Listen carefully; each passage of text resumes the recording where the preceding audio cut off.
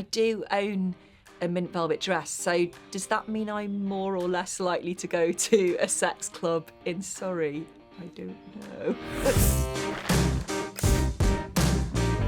What's the one thing you would put on your before you're 45 to-do list? Mine is to knit a cardigan for myself, because all my knitting is for children and I'm a really slow knitter, and it took me 4 years to complete a jumper of 2 cats looking over a wall at a mouse, and it's too small for my children, so they won't wear it, and I'm going to make it into a cushion. But I reckon to make a cardigan for myself, an adult-sized garment, would be my thing. Is that too dweeby? Would you take up parkour or read War and Peace?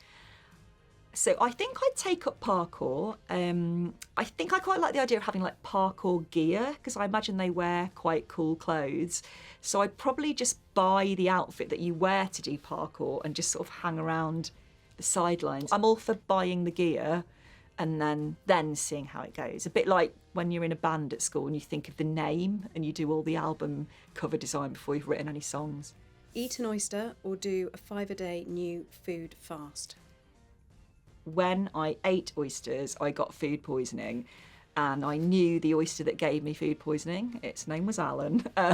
As it lodged in my throat, I was like, I know this oyster's bad. And I said it to the waiter and he was like, no, madam. And I was like, no, this oyster is bad. And it was the worst food poisoning I'd ever had. I was hallucinating through dehydration. So I'm going to have to say do a 5-day raw food fast, which actually sounds a lot better than hallucinating through lack of fluid. Swim with dolphins or learn to street dance?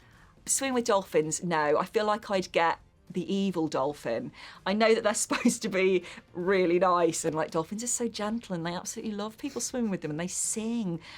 I feel like I'd get the one that wanted to kill humans, and it would whisper in my ear as I was swimming with it. So I'd go for street dancing. Climb Mount Everest or get a tattoo?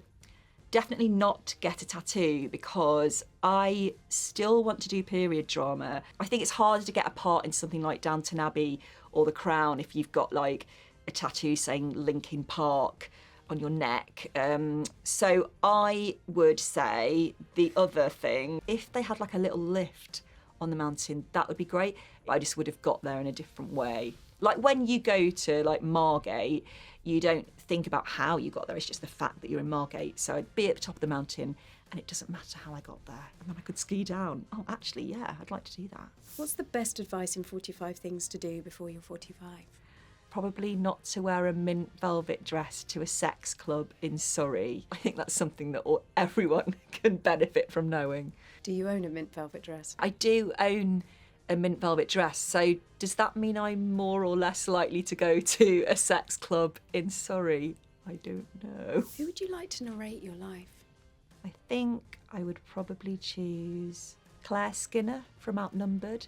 You want someone warm to narrate your life, unless you're a dictator, in which case you'd probably insist on recording it yourself, or your son would do it.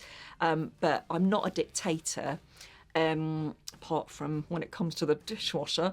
So I think Claire Skinner would probably be a good choice, because she's warm and funny and non-judgy. What's your favourite thing about recording audio? My favourite thing about recording audio is you really get to know the engineer and the producer. We had a really lovely little vibe going on, and we ended up taking bets on how much the engineer's wedding would cost. I didn't win. But yeah, I feel like we're going to stay in touch forever, actually. Be pen pals.